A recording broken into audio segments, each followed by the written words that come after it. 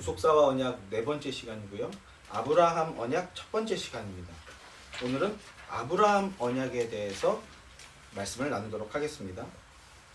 우리가 아브라함에 대해서 얼마나 많은 설교, 얼마나 많은 이야기들을 들어왔습니까? 믿음의 조상 아브라함의 본을 받아서 아브라함 같은 믿음의 사람이 되라. 얼마나 귀한 축복의 말씀입니까? 아멘이시지 않습니까? 그런데 이어지는 그 말씀에 이어지는 말씀들은요, 어떤 말씀들이었을까요? 대부분 우리가 들어온 말씀들, 믿음의 사람이 되라 하고 우리가 들은 대부분의 말씀은 어떤 말씀들이었습니까? 믿음의 사람 아브라함은 가장 귀한 것, 100세가 넘어서 얻은 이 귀한 아들 이삭을 바치라는 하나님의 명령에도 주저하지 않고 바쳤다. 그런 순종의 본을 받아서 순종하는 사람이 되라. 믿음의 사람이 되라. 이런 말을 우리가 주로 들어왔죠. 사실 이 말씀 자체는요, 성경 그대로의 진술입니다. 그런데 문제는 뭔가 이 말씀을 가지고 잘못된 해석을 이제 덧붙이는 사람들이 문제인 거죠. 그리고 많은 순간 우리는 그런 잘못된 해석에 너무나 오랫동안 길들여져 오고 익숙해져 왔다는 게 문제면 문제라고 할 수 있겠습니다. 잘못된 해석에는요, 크게 두 가지 부류로 나눌 수 있을 것 같습니다. 첫째는요, 좀 저속하게 해석하는 부류죠. 누굽니까? 기복주의자들이죠. 그들은 아브라함처럼 복 받고 싶으면 예물을 바쳐라. 그러면 하나님께서 복 주실 것이다. 하나님께서 아브라함에게 하신 것처럼 거부가 되게 해주시고 너의 인생을 창대하게 해주실 것이다. 그러니까 그깟 11조 뭐 몇 푼이나 낸다고 그걸 그렇게 벌벌 떨고들 있냐. 하나님이 다 채워주실 건데 믿어 안 믿어 막 이러면서 이제 약간의 쇼맨십을 더해서 하나님 의심하냐? 의심하지 말고 아까워하지 말고 믿음으로 바쳐라. 이런 인간의 원초적인 탐심과 욕망을 부추기는 이런 엉터리 해석과 주장에 교회가 그동안 얼마나 오랫동안 유린되어 왔습니까? 다행히 그래도 오늘날 이제는 좀 많은 이들이 깨어난 것을 보게 됩니다. 성경 말씀은요, 돈 놓고 돈 먹게 하는 일수놀이 같은 게 아니에요. 성경에서 말씀하는 복은요, 돈 몇 푼에 목숨 걸게 하는 그런 저속한 것이 아니라는 겁니다. 이 부분에 있어서 이제 많은 이들이 눈을 뜬 게 그나마 다행이라면 다행이라고 할 수 있겠습니다. 그럼에도 아직도 여전히 어딘가에서는 인간의 그런 탐심과 욕망을 부추겨서 이용하려는 자들, 그리고 혹시나 하는 어떤 기대로 자발적으로 그 이용에 이용당하는 사람들, 그런 사람들이 여전히 어딘가에는 있는 것 같습니다. 우리는 그들을 향해서 복음을 전해야 됩니다. 그들에게 교회 다닌다고 하지만 그들에게는요, 복음이 필요합니다. 그들은 복음이 필요한 사람들이에요. 우리가 십자가 복음을 전해야 하겠습니다. 자, 그리고 또 하나, 딴에는 성경을 좀 더 고상하게 말하는 사람들이라고 할 수 있죠. 자기들이 좀 더 수준이 높다고 생각하는 그런 사람들이 있는데, 아브라함이 본토 친척 아비의 집을 떠난 것처럼 자신의 여전한 그 죄의 자리를 떠나라. 믿음의 도전을 해라. 자신의 죄성에서 벗어나기 위해서 지금 이 순간 믿음으로 결단해라. 이렇게 말하는 사람들이 있습니다. 여러분 어떠십니까? 지금 이 메시지가 문제가 없지 않나? 이렇게 생각하십니까? 이게 약간 어려운 부분이고 애매한 부분일 수 있는데요. 그리고 어떤 의미에서는요, 일정 부분 이런 메시지가 필요하기도 합니다. 그런데 뭐가 문제인가? 죄성을 벗고 더 성숙한 믿음의 사람이 되기 위해서 지금 이 순간 너는 결단해라.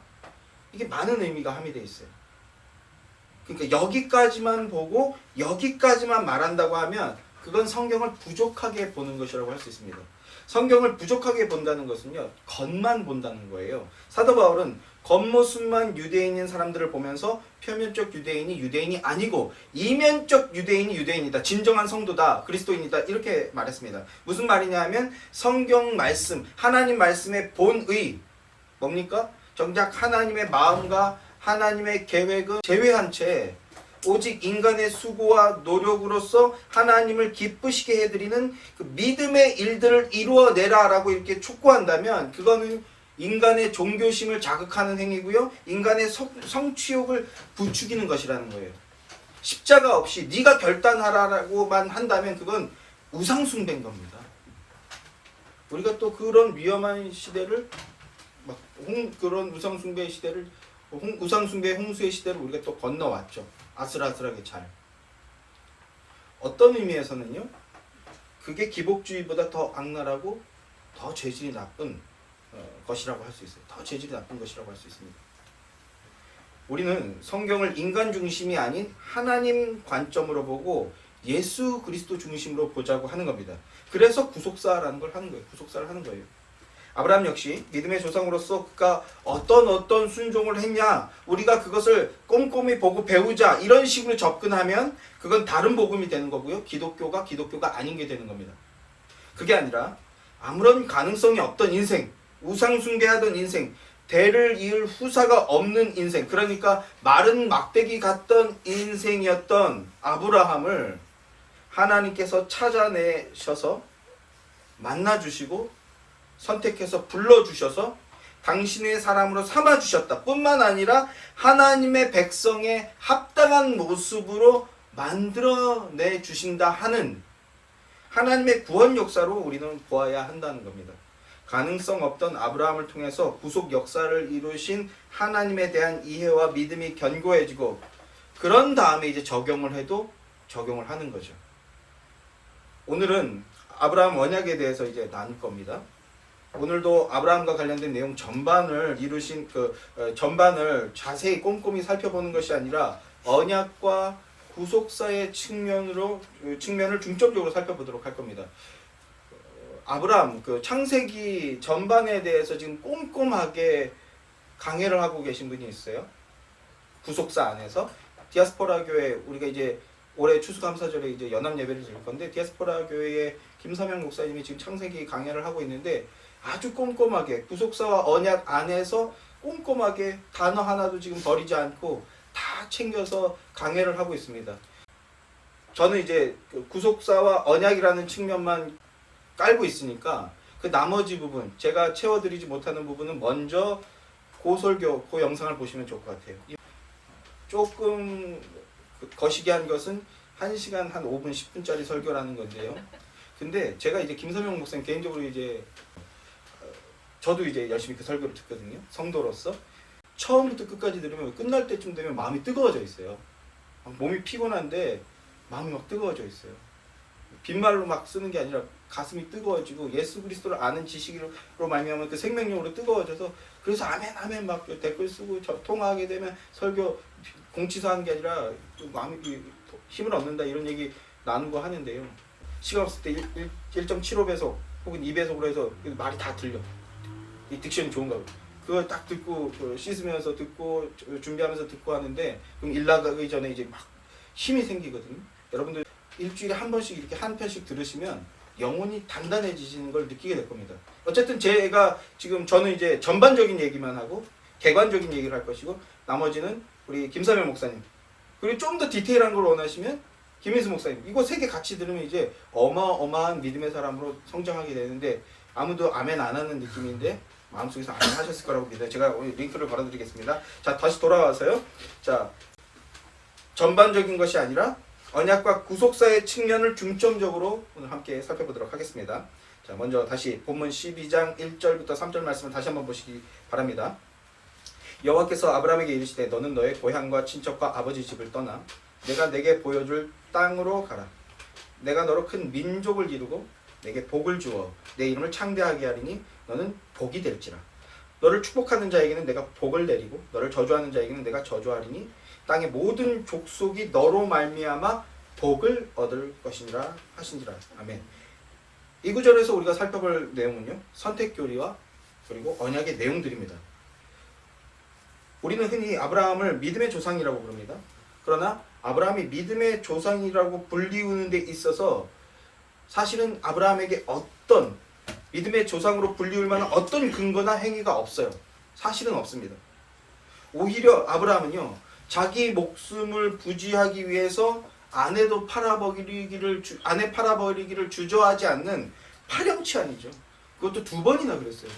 우리 임재암 성도 제가 이제 생명의 위기가 왔어요. 그래서 엄마를 저 여인을 대신 15만 원에 드릴 테니까 가져가십시오 하면 어떻게 할 겁니까? 좀 더 얹어주세요 이렇게 안 하고 안 팔 거죠. 그러면 이제 저를 어떻게 볼 것 같아요? 이제 사람으로 안 보겠죠. 어떻게 볼까요? 그래도 우리 아빠가 최고야라고 할까요? 우리 아이들은? 제가 지금 무슨 말 하려고 하시는지 이해하시죠? 아주 20만 원이면 되겠다고요? 아니죠. 예. 자기 목숨 부지하기 위해서라면 아내도 팔아버리는 아주 파렴치한 사람이죠. 인간적이다 못해 요즘 같은 말로 하면 도구 쓰레기라고 취급을 받을 만한 그런 사람입니다. 아주 생매장돼야 되는 그런 사람이죠. 그런데 우리는 그를 뭐라고 부릅니까? 믿음의 조상이라고 부릅니다. 우리가 아브라함을 믿음의 조상으로 부르는 데 있어서 그 근거는 아브라함에게 있지 않다라는 거예요.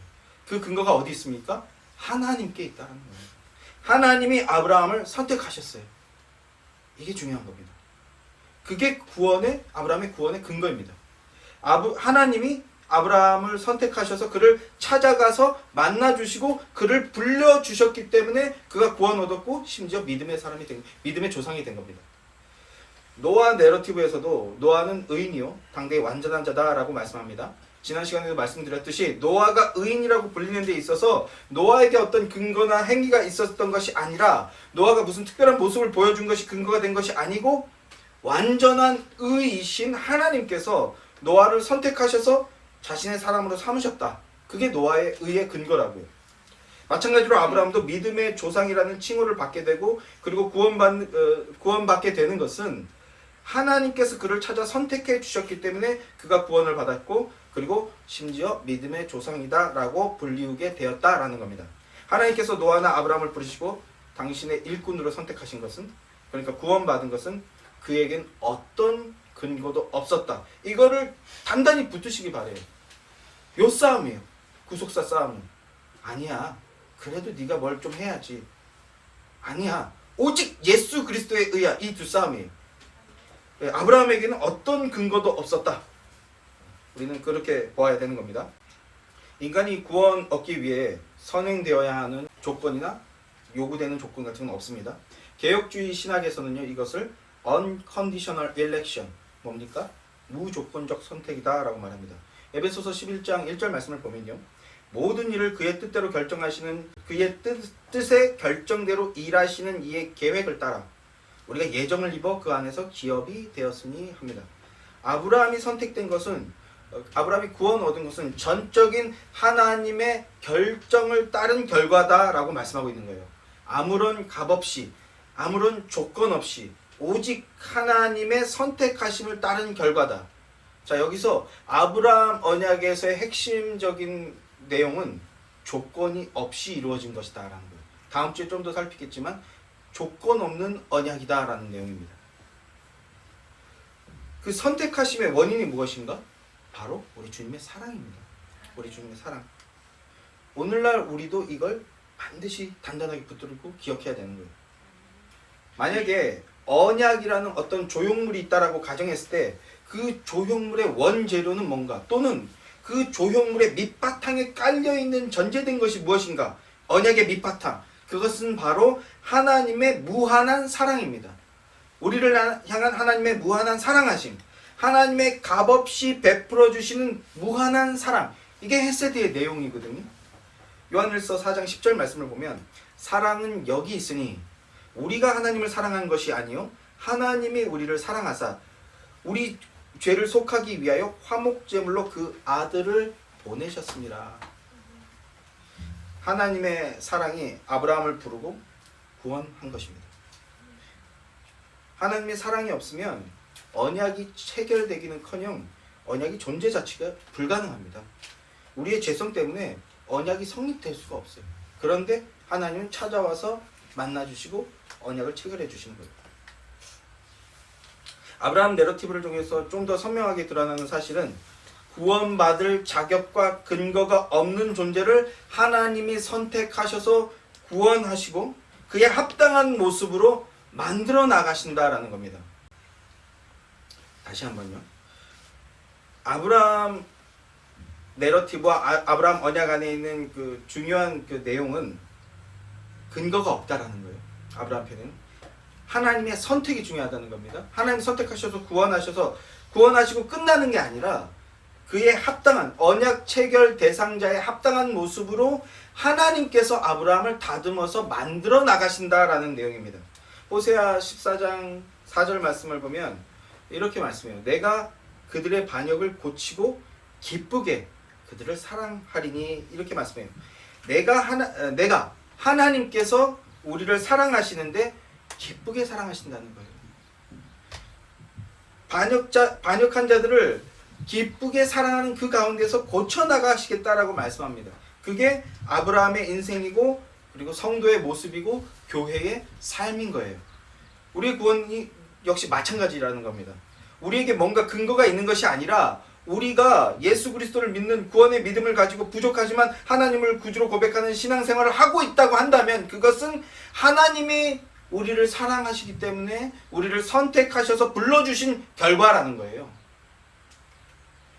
그래서 구원 얻은 자는 나 같은 죄인 살리신 주 은혜 놀라와 이렇게 고백하고 찬양하는 겁니다.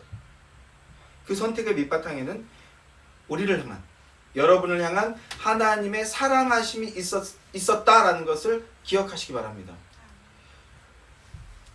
자, 두 번째는 언약의 내용입니다. 이미 여러 차례 반복한 내용이에요. 그럼에도 오늘 또다시 반복하고자 합니다. 왜 그렇습니까? 머리에만 있는 지식이 아니라 여러분의 입에 담긴 고백과 증언이 되어야 되기 때문에 그런 겁니다. 하나님께서 아브라함에게 약속하신 내용은 세 가지입니다. 첫째, 땅을 주겠다. 둘째, 자손을 주겠다. 셋째, 복을 주겠다. 복이 되게 하겠다. 이 내용들이 아브라함 언약인데요. 아브라함 내러티브 속에서 하나님께서 5회에 걸쳐서 반복해서 이 얘기들을 나타내 보여주십니다. 뒤로 갈수록 이 내용들이 진전이 일어나는 걸 볼 수가 있고요. 뒤로 갈수록 선명해지는 구조를 가지고 있어요. 이게 언약의 점진성이라고 하는데요. 아브라함 언약은 하나님이 아브라함이라는 한 개인과 맺은 언약이지만 그런데 내용적 측면으로 보았을 때는요. 단위가 굉장히 확장되고 있는 것을 볼 수가 있어요. 첫 번째 언약이었죠. 아담 언약은요. 아담과 굳이 하면 하와까지 개인과 맺은 언약이었고요. 노아의 언약은요. 노아의 식구들과 맺은 언약이었습니다. 개인에서 가정으로 확대되었던 거예요. 그리고 아브라함 언약은요. 자손을 주겠다라고 말씀하고 있죠. 이게 민족 단위로 이제 확장되는 겁니다. 그 다음에 공동체 단위로 확장이 되고요. 그 다음에 국가 단위로 확장이 되는 방식인데요. 민족 단위로 확장이 되는 거예요. 단위가 점점 커지고 있는 겁니다. 실질적으로는 아브라함의 손자 야곱을 통해서 12지파로 확장이 되는 것이지만 그러나 결국 하나님의 언약이 만국 모든 민족에게로 가게 될 것이라는 걸 미리 힌트해서 보여주고 있는 겁니다. 그래서 너로 말미암아 땅의 모든 족속이 복을 얻을 것이다 약속해주고 계신 거예요. 이때까지 아브라함은 미처 다 깨닫지는 못하고 있었던 것 같아요. 그러나 하나님의 이 언약의 말씀을 복음으로 들었어요. 아직 미처 다 그것이 얼마나 어마어마한 내용인지 다 깨닫지는 못했지만 하나님의 말씀을 복음으로 듣고 받았다는 거예요. 하나님께서 이루어 나가실 구속 역사를 말씀하시는 거구나 라고 믿음으로 받았다는 겁니다. 아브라함 내러티브의 특징은요. 먼저 언약을 주셨어요. 그런데 아브라함에게서 그 언약에 합당한 수준의 믿음의 반응이 나오지 않는 겁니다. 그러니까 어떻게 하십니까? 넌 안 되겠구나. 너 말고 다른 사람 이렇게 버려버리는 게 아니라 하나님께서 직간접적으로 개입하셔서 아브라함을 그 언약에 합당한 모습으로 다듬어내시는 걸 보여주는 겁니다. 이걸 뭐라고 합니까? 성화라고 하는 겁니다. 성화. 개혁주의 신학에서는 성화를 구원의 서정에서 중생한 다음에 회개가 오고 회개한 다음에 칭의가 오고 칭의의 단계가 지나가면 그 다음에 오는 단계로서 신앙생활을 통해서 성경 공부하고 기도 많이 하고 그리고 봉사헌신하는 것 등을 통해서 그 믿음이 자라나고 커지는 단계, 성숙해지는 단계로서 성화다 이렇게 표현하는데요. 이게 틀렸다 맞았다 이렇게 딱 잘라 말하기에는 좀 애매한 부분이 있기는 합니다만 중생한 자는 점점 더 그리스도를 닮아가고 점점 더 거룩해진다라는 측면에서 보았을 때 성화라는 말은 맞는 말입니다. 그런데 이 성화를 또 오해하는 사람들이 있어요. 신학 안에 집어넣어 버리거나 차라리 그러면 되는데 그 안에서 또 자의적으로 해석하는 사람들이 있어요. 무슨 무술의 고수가 되는 것처럼 신앙생활이라는 수련의 과정을 통과해서 믿음의 내공이 이제 점점 깊어지고 커지게 되는 거다. 믿음의 고수가 되는 거다. 뭐 이런 식으로 또 이해하는 사람들이 있습니다. 이런 사람들의 특징이 있어요. 기도를 했더니 하나님께서 음성을 주신다는 거예요. 그래서 하나님의 음성을 듣고 내가 말하는데 너 오늘 동쪽으로 가면 위험하다. 동쪽에 가면 위험하고 동쪽에서 가서 너가 하려고 하는 그거 하면 죽을 수 있다. 선지자가 되는 거죠. 선지자가 되는. 이것도 또 애매한데 그럼 하나님의 음성 같은 걸 듣는 사람이나 듣는 일이 전혀 없냐? 그건 또 아니에요. 네. 언약과 구속사라는 건 이것을 이제 선명하게 구분짓고 분별할 수 있는 믿음의 수준으로 자라나는 건데 또 다른 케이스는요. 제가 약간 희화화해서 말하지만 근데 또 이런 부류가 주변에 있다라는 게 문제인데요. 성경 필사를 해요. 얼마나 좋은 겁니까? 성경 필사를 하다가 성령의 임재 속에서 영서를 쓰게 됐다고 하는 거예요. 영서를 쓰게 됐다. 영서가 뭐예요? 자기가 쓰는 글이 영험한 글이라는 거예요. 영서를 쓰게 됐대요. 그래서 철자도 하나도 안 맞는데 그래도 좀 정도껏 틀려줘야 되는데 어쨌든 주님은 당신을 사랑하십니다. 아멘이시죠? 아멘이시죠? 그 다음에 주님은 당신의 온전한 헌신을 요구하고 계십니다. 직장을 멈추고 청약이랑 적금 그런 거 왜 세상의 힘을 의지하고 있느냐? 그런 거 멈추고 예배당 아니 성전에 헌신하라. 성전 건축에 헌신하라. 성전이라고 말해요. 우리는 제발 이제 성전과 예배당을 구분합시다. 성전이라는 표현을 우리도 할 수는 있지만 여기는 예배당이 아니고 처죠. 성전은 우리예요, 우리. 근데 이 사람들은 성전, 건물로서의 성전에 헌신하라. 우리 하나님은 드린 만큼, 아니 그 이상 갑절로 주시는 분이시다. 그 하나님을 왜 안 믿냐? 그 하나님 믿고 온전히 뭐 해라? 내놔라. 버려라. 이제 제가 뒤에 하는 말과도 비슷한 말이지만 구분할 수 있게 되시길 바래요. 버려라. 이런 게 성화라고 생각하는 거예요. 그러나 이런 게 성화가 아니고요. 그건 예수 이름으로 하는 무당입니다. 무당. 아브라함이 본토 친척 아비의 집을 떠나는 것도 전혀 그런 내용과 무관합니다. 그런 내용이 아닙니다. 성화라는 건 그런 게 아니고 점점 더 그리스도화 되는 거예요. 점점 더 그리스도를 닮아가는 겁니다. 그럼 점점 더 그리스도를 닮아가는 건 뭐냐? 예수님께서 이 땅에 오셔서 뭐 했습니까? 십자가 지셨잖아요. 죽기까지 순종하셨습니다. 십자가로 나가셨어요. 성화란 십자가 안에 나를 집어넣는 게 성화입니다. 보혈의 은혜를 전적으로 믿고 붙드는 상태, 거기에 내 생명력이 있음을 알고 믿고 고백하며 십자가 안으로 나를 집어넣는 상태가 성화입니다. 또 성화란 나를 살리는 것은 내 힘이 아니라 하나님의 언약이라는 걸 점점 더 선명하게 인식하고 붙드는 상태가 되는 게 성화예요. 내가 하는 게 아니라 하나님이 하셔야 된다. 이 상태가 성화라는 거예요. 성화되어가는 성도란 하나님이 하셔야 된다라는 것을 묵상하는 자들이거든요. 그래서 시편 기자들 주야로 묵상하는 도다라고 말하지 않습니까? 그렇게 하나님의 이름을 부르고 하나님의 이름을 찬양하고 예수 그리스도의 십자가의 사랑을 깊이 묵상하는 사람, 하나님의 말씀을 묵상하는 사람, 그게 성화된 사람입니다. 하나님의 말씀을 묵상하는 사람은요, 놀랍게도 우리 안에서 새 힘이 나온다는 걸 경험해요. 하나님의 말씀을 묵상하는 걸 통해서 죽을 것 같던 인생에서 살 소망이 나온다는 걸 경험하는 자들입니다. 또 흑암 같던 내 삶에 빛이 보인다는 걸 경험하는 사람들입니다. 어디서요? 예수 그리스도의 이름을 고백하고 하나님의 말씀을 묵상하는 것에서 이것이 나온다는 걸 경험하는 인생들이에요. 그게 성화된 인생입니다. 우리가 예배를 드리고 우리가 하나님의 이름을 찬양하죠. 왜 우리가 하나님을 찬양하고 예배를 합니까? 왜 예배를 막 예배 자체를 왜 소망합니까? 거기에 하나님의 이름과 하나님의 성, 하나님의 이름과 그리스도의 십자가 복음이 있어요. 그것을 고백하고 들을 때 우리 안에 새 생명이 나온다는 걸 우리가 경험하기 때문에 예배를 그래서 소망하는 겁니다. 그래서 예배를 찾는 겁니다.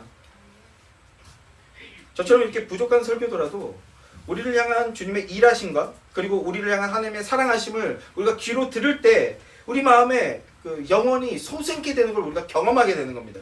맛보게 되기 때문이에요. 그리고 참된 삶, 진리의 삶을 향한 그 한 발을 또 한 발을 내딛고 또 한 발을 내딛게 되는 걸 우리가 경험하게 되기 때문입니다. 그렇게 언약 안에 메인바 상태가 되는 거죠. 언약 안에 메인바 된 상태가 되면 우리 안에서 자기 부인이 일어나고 자기 십자가를 지고 예수님을 따르는 상태가 되는 거예요. 그래서 좁은 문 좁은 길로 나아갈 수 있게 되는 겁니다. 이게 성화된 상태라는 거예요. 무슨 믿음의 고수가 돼서 다른 사람들은 못하는 거 막 보여주고 전도했더니 사람들이 막 10명 20명 오고 이런 거 아니에요. 그렇게 됐다면 그 십자가의 역사고. 자, 이제 아브라함의 언약의 특징에 대해서 다시 말씀드리겠습니다. 아브라함 언약의 특징이 무엇이냐? 하나님께서 내가 하리라 한 약속 그대로 그와 함께 하시면서 그를 지키고 보호하시면서 성화시켜 나가신다라는 것을 보게 된다라는 겁니다. 구속의 믿음으로 충만한 상태가 되어서 전적으로 하나님을 신뢰하고 따르는 상태가 되도록 하나님께서 친히 만들어 나가신다라는 것을 우리가 보게 된다라는 거예요. 이게 언약 관계 안에서 하나님의 신실하심입니다. 이걸 보여주시는 거예요. 하나님의 일하심. 하나님이 아브라함을 선택하셨습니다. 그리고 찾아와서 불러주셨어요. 그런데 아브라함이 어떤 상태였습니까? 12장 1절 말씀, 이제 본문 말씀을 보십시오.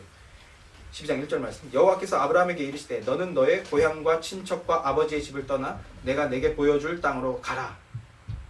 이 말씀을 나누기 전에 그 전에 먼저 하나님께서 아브라함을 부르시기 직전에 세상은 어떤 상태였습니까? 바벨탑 사건이 있었죠. 아브라함을 부르기 직전에 세상 상황은 바벨탑 짓다가 무너지는 바벨탑 사건이 있었습니다. 하나님은요, 노아와 언약을 맺으셨죠. 우리가 지난주에 노아 언약 나누지 않았습니까? 노아와 언약을 맺으시면서 다시 한번 문화 명령을 주십니다. 생육하고 번성하여 땅에 충만하라. 땅을 다스려라. 온갖 각처로 흩어져서 땅에 충만한 상태가 되어서 땅을 다스려라. 이렇게 명령하셨습니다.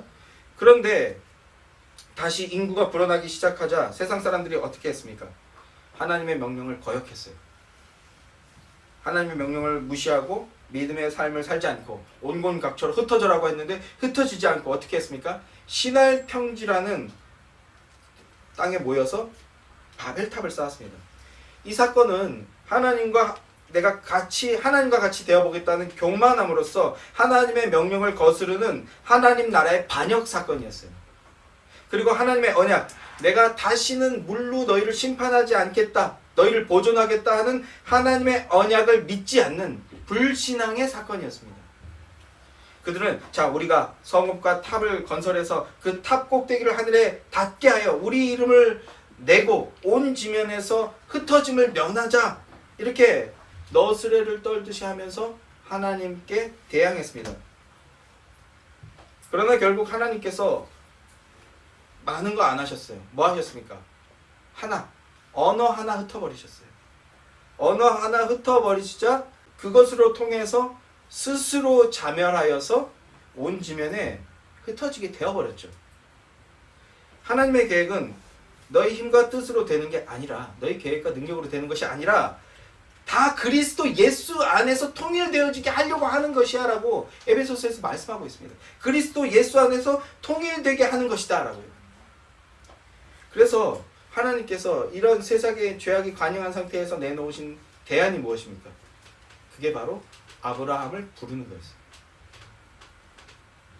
세상에 흩어진 세상 속에서 아브라함을 부르시는 것. 세상은 영적인 눈을 잃고 맹인이 된 상태입니다. 또 언어가 혼잡되어서 하늘의 음성을 말할 수 없는 상태, 하늘의 음성을 전할 수 있는 성대를 잃어버린 상태. 그래서 자기 중심적 욕구로만 가득 차서 육신적인 언어와 육신적인 소망만 말하는 그런 상태, 그런 세상 속에서 하나님께서 아브라함에게 가셔서 하늘의 음성을 들려주시는 겁니다. 그런데 아브라함의 가정은 또 어떤 상태였습니까? 여호수아서 24장 2절 말씀을 보면 이렇게 말씀하고 있어요. 여호수아가 모든 백성에게 이르되 이스라엘의 하나님 여호와께서 이같이 말씀하시기를 옛적에 너희의 조상들 곧 아브라함의 아버지 나홀의 아버지 데라가 강 저쪽에 거주하여 갈대아 우르죠. 강 저쪽에 거주하여 다른 신들을 섬겼더라. 이 다른 신을 섬겼다는 건 데라의 직업이 우상 숭배하는 자였다라는 뜻이거든요. 우상 숭배를 하는 가정이었다라는 거예요.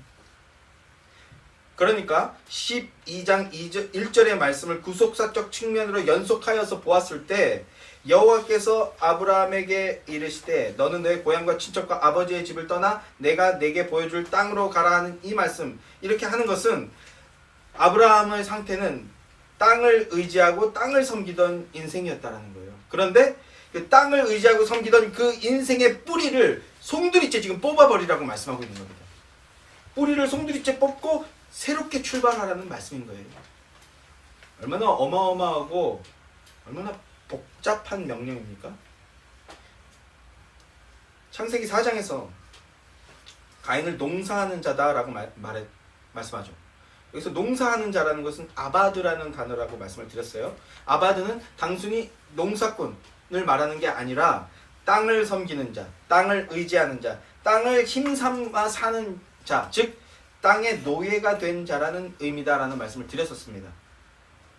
아브라함의 형편 역시 땅적 차원의 인생, 땅을 힘삼아 사는 인생이었다라는 거예요. 땅의 것들을 자신의 힘과 능력으로 삼아서 살던 인생. 어떤 것들입니까?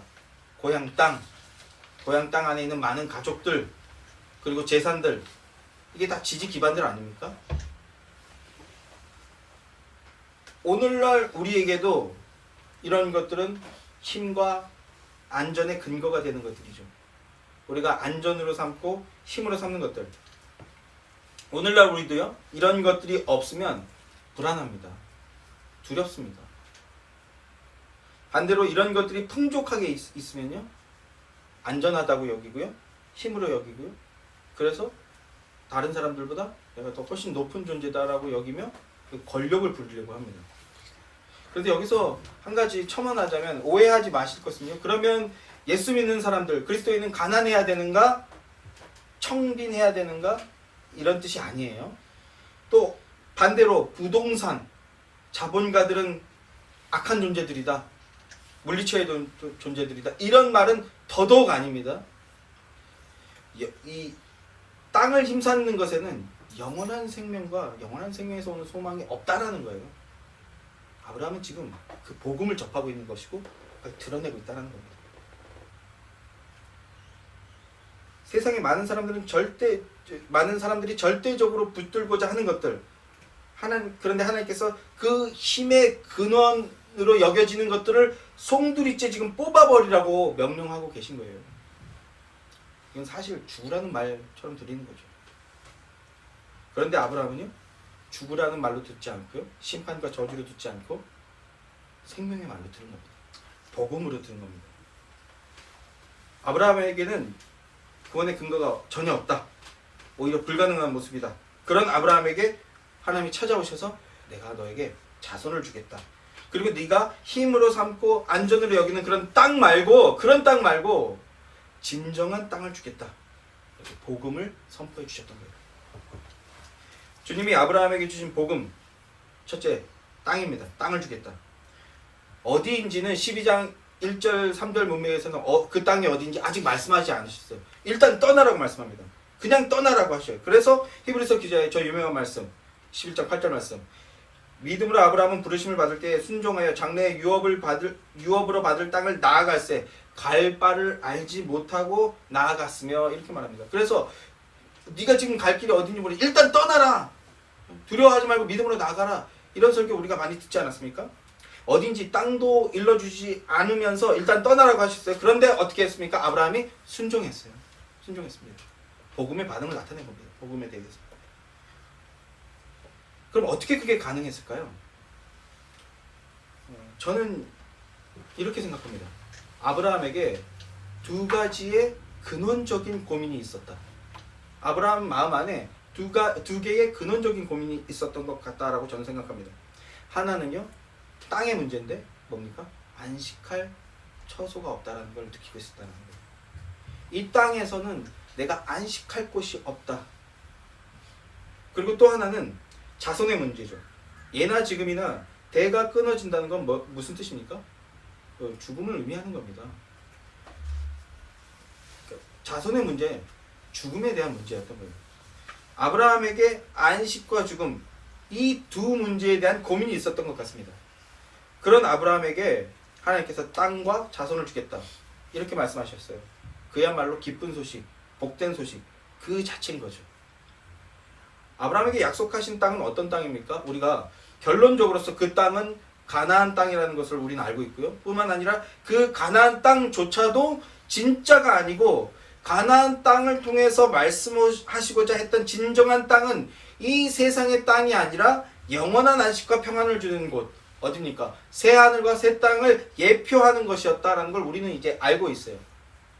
출애굽 때 홍해를 건넌 뒤에 모세가 이렇게 노래합니다. 출애굽기 15장 13절 17절 말씀을 보면요, 주의 인자하심으로, 헤세드죠, 언약적 신실하심이에요. 하나님이 일해 주셨다라는 거예요. 주의 인자함으로 주께서 구속하신 백성을 인도하시되 주의 힘으로 그들을 주의 거룩한 처소에 들어가게 하시나니. 가나안에 들어가는 걸 거룩한 처소에 들어간다고 지금 찬양하고 있는데, 17절 말씀에 주께서 백성을 인도하사 그들을 주의 기업의 산에 심으시리라. 아예 뿌리를 뽑아서, 그 세상 애굽에 있던 그 뿌리를 뽑아서 가나안 땅 안에다 새 뿌리를 지금 심는 거라는 거예요. 이 일은요, 출애굽은 여호와여 이는 주의 처소를 삼으시려고 예비하신 것이다. 뿌리를 여기서 뽑아서 일로 옮기는데, 아니 이왕이면 왼쪽에서 뽑아서 오른쪽으로 옮기는데, 그거는 주의 처소를 예비하시는 일이었다 라고, 주의 성소를 세우시는 일이시구나 라고 지금 모세가 찬양하고 있어요. 예언적 찬양인 거죠. 구원하여 약속의 땅에 심는 것은 하나님께서 임재하실 수 있는 처소를 만들기 위한 것이라는 걸 깨닫고 고백하는 겁니다. 하나님의 성소가 된다는 것은요, 하나님의 임재하심을 맛보는 인생이 된다라는 거예요. 하나님의 임재 가운데 있는 자들은요, 세상은 알 수도 없고 줄 수도 없는 안식, 평안을 맛보고 누리는 인생이 된다라는 겁니다. 예수 그리스도 안에 있지 않습니까? 이게? 그러니까 예수의 이름을 부를 때 그 안에서 우리가 누리게 되는 영원한 안식입니다. 이 땅에서 우리가 문득문득, 그러나 점점 더 깊게 누려가게 되는 것이죠. 그것들을.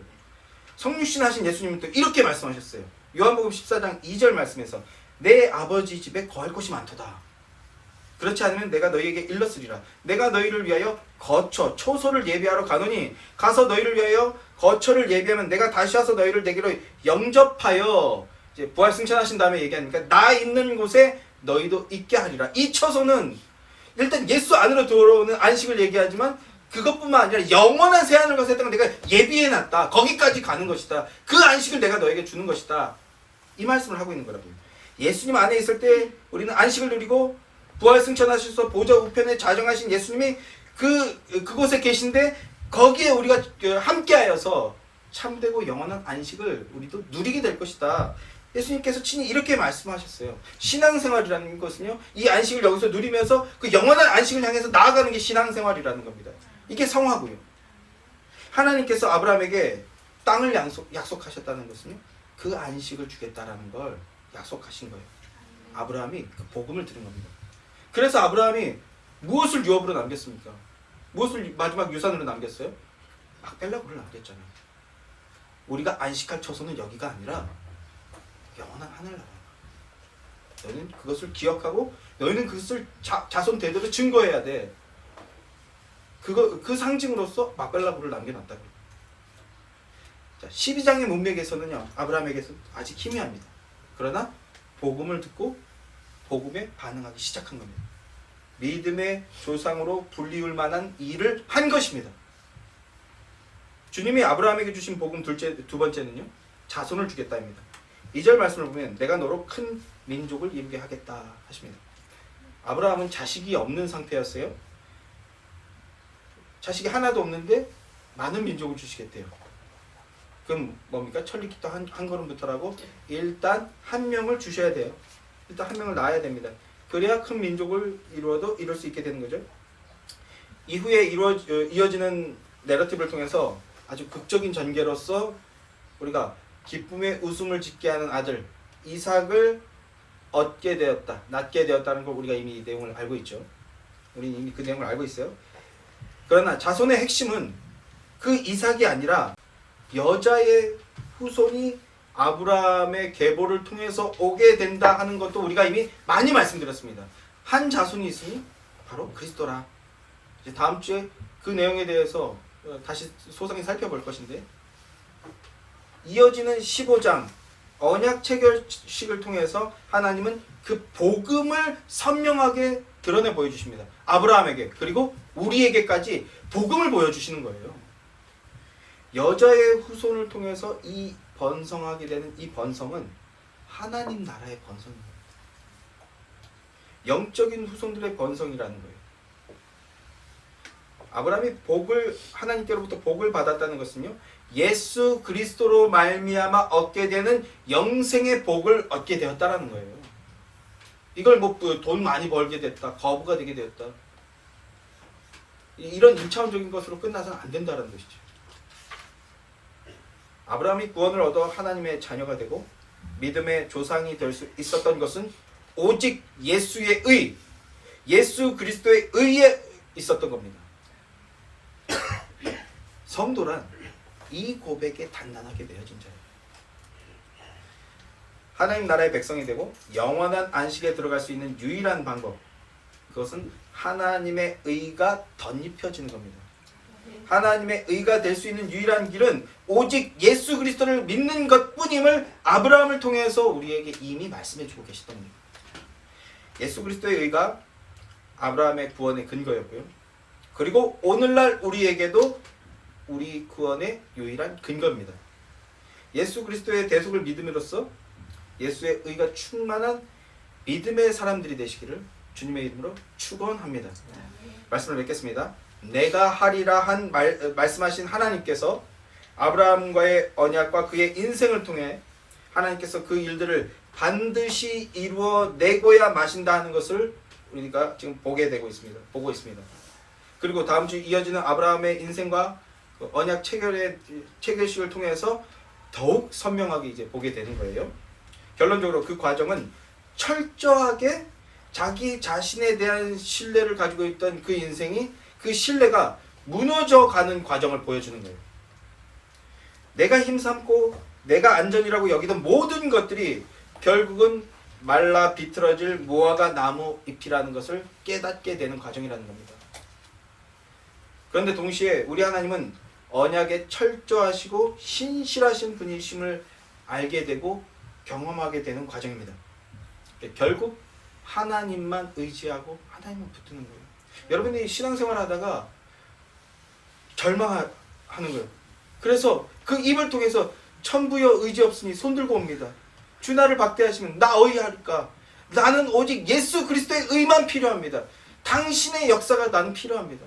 당신의 은혜만 필요합니다. 이 고백하게 되는 게 우리에게 주는 가장 귀한 축복이고 은혜라는 거예요. 이것들을 경험하신 여러분들 되게 소망합니다. 결국 하나님만 의지하고 붙들어야 하는 것이라는 것을 아브라함의 인생을 통해서 우리에게 계시해 주고 계신 거라는 거예요. 아브라함을 살리고 그리고 우리를 살리는 것은 내 힘이 아닌 하나님의 언약과 그 언약에 신실하신 하나님이십니다. 아브라함처럼 오직 하나님만 믿고 신뢰하는 믿음의 사람들이 되시기를 주님의 이름으로 축원합니다.